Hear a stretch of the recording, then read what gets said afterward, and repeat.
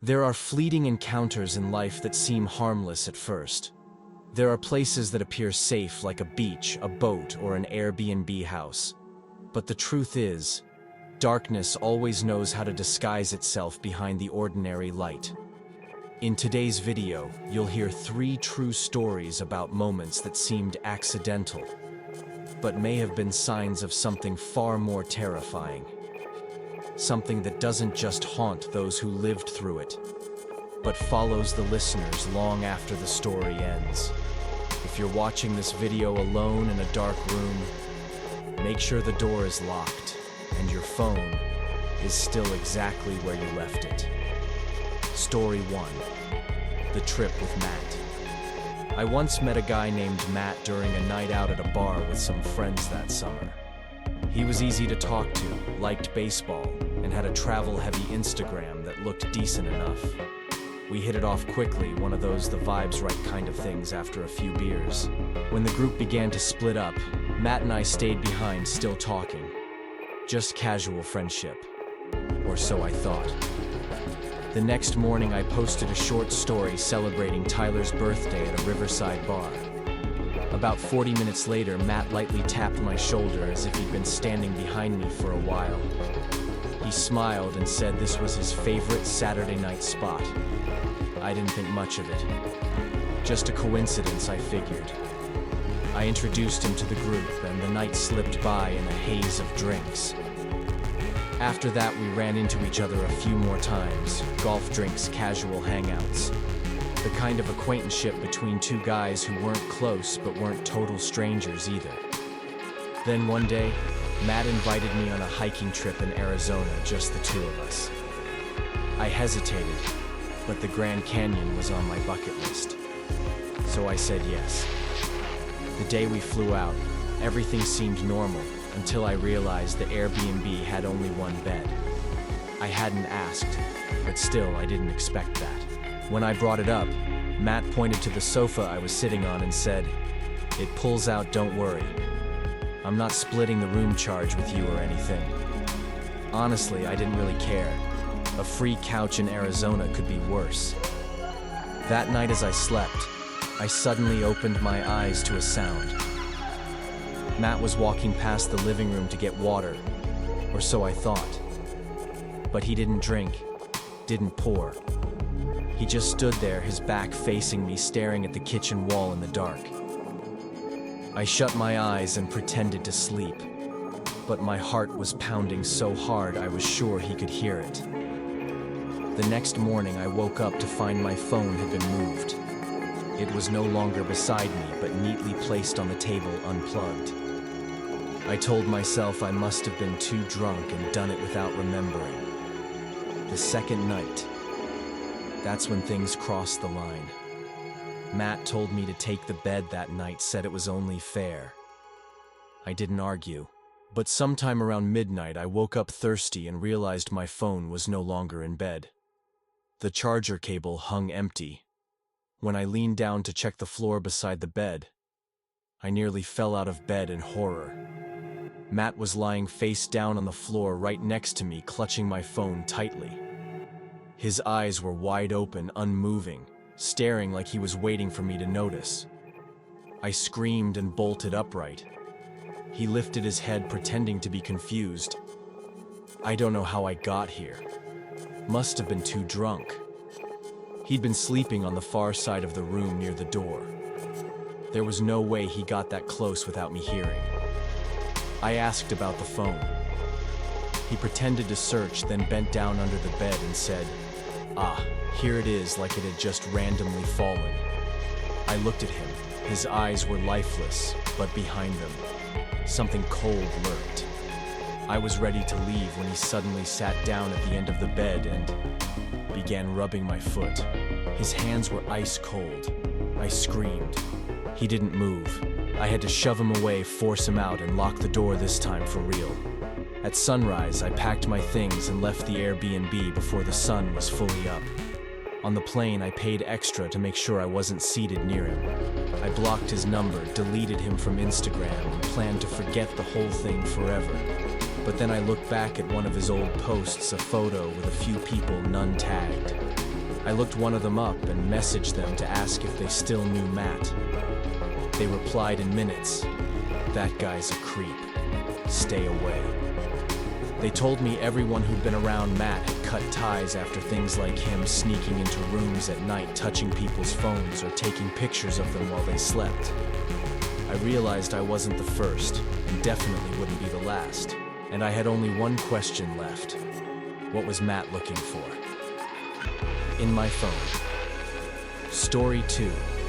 The Man on the Beach. Me, Jason, and Marcus, 3 childhood friends, decided to reunite over summer break for a trip to Ocean City. We lived in 3 different states now, so this was a rare opportunity. Jason had access to his family's beach house just a few blocks from the ocean, perfect for chilling and catching up. After a long day of walking, eating, and messing around near midnight, Jason suggested we take a walk on the beach. The air was calm. The salty breeze was thick and humid. Gentle waves lapped the shore. The moonlight peeked through streaks of cloud. No one else was out there, just the 3 of us on a wide, empty stretch of sand. We sat near a dismantled lifeguard tower, leaning back and watching the sky. But just a few minutes later, Jason sat up suddenly and pointed toward the horizon.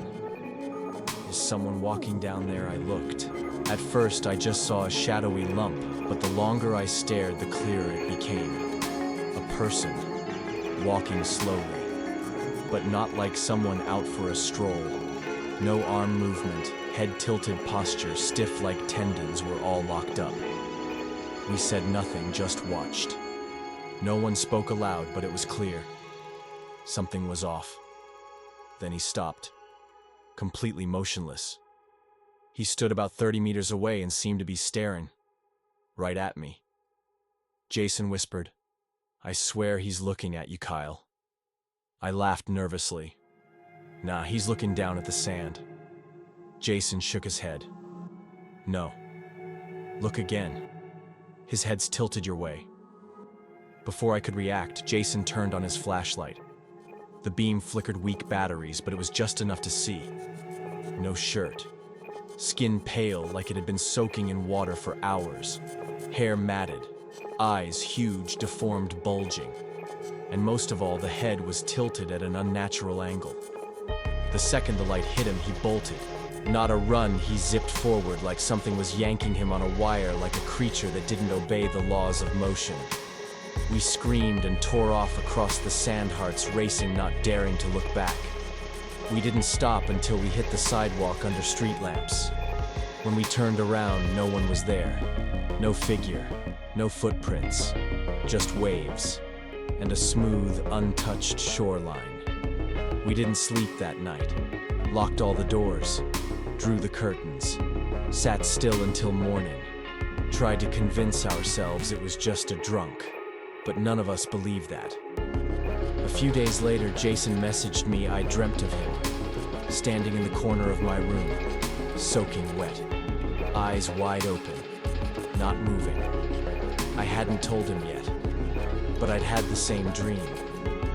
Last week, almost a year later, I saw a post in a local Facebook group. Someone had taken a photo of a man standing by the ocean at 1 a.m. with the caption, "He stood there for 20 minutes. Didn't move." Anyone know who he is? I opened the photo. Blurry, but clear enough for me to know exactly who it was. In the comments, people said they'd seen him too. Some said he walked into the water and never came back. Others said they'd found wet footprints on their porch, no prints leading to or away. I don't know what happened that night, but I know one thing for sure. I'll never step onto the beach again after dark. Story 3. The Boat with No Name. It was an ordinary summer night. Emerson, my close friend who owned a small boat, and I decided to paddle out into the bay, play some music, and drink a few beers while waiting for our other friends to get off work. The water was dark and calm, with just a few boats anchored nearby. One was playing some upbeat music, the other completely silent. As night fell, the one with music left. The other turned off all its lights. That's when we saw them. Three figures stood motionless on the deck, staring directly at us. No movement, no sound. Just standing there, pitch black like mannequins. I thought it was a prank yelled across using the speaker, "Nice act, guys. What's next?" But Emerson wasn't laughing. He whispered, "No, something's wrong. I'm not enjoying this anymore." Then a hoarse, rasping laugh echoed from their direction. Unnatural, like someone trying to mimic how humans laugh. Emerson shot up. "We're getting the hell out of here." But I was still laughing until I heard a splash. Two of them had jumped into the water. Only one figure remained on deck, raising its arm, as if signaling. We couldn't see anything on the water's surface, but then I saw a wet hand gripping the side of our boat. Fingers curled and twitching. I screamed, started the engine, and sped forward, only to run aground. I threw it into reverse full throttle back into open water. But when I looked again, another boat was chasing us. No lights, no registration, just one figure sitting upright at the bow like a statue, unmoving in the dark. We raced toward the dock. Near the end, I swerved left, hugging the shoreline. The other boat vanished. But when we docked, I saw a long scratch down the hull like fingernails had raked the metal. That night, Emerson got a text from an unknown number. If he weren't there, you would have stayed. We never saw that boat again. But sometimes on silent moonlit nights, I still think about those three figures and what might have happened if I hadn't hit the throttle in time. Three stories, three different places, but the same feeling: being watched, being followed, being chosen. Maybe you've already met someone like Matt and didn't realize it. Maybe those nameless things are still standing at the water's edge, staring toward the land each night. Maybe, right now, someone is watching you through a camera, a window, or a dark piece of glass you haven't noticed. Thanks for watching the video. If you've experienced something strange like this, don't hesitate to share in the comments. And if you're still awake after all of this, sleep tight.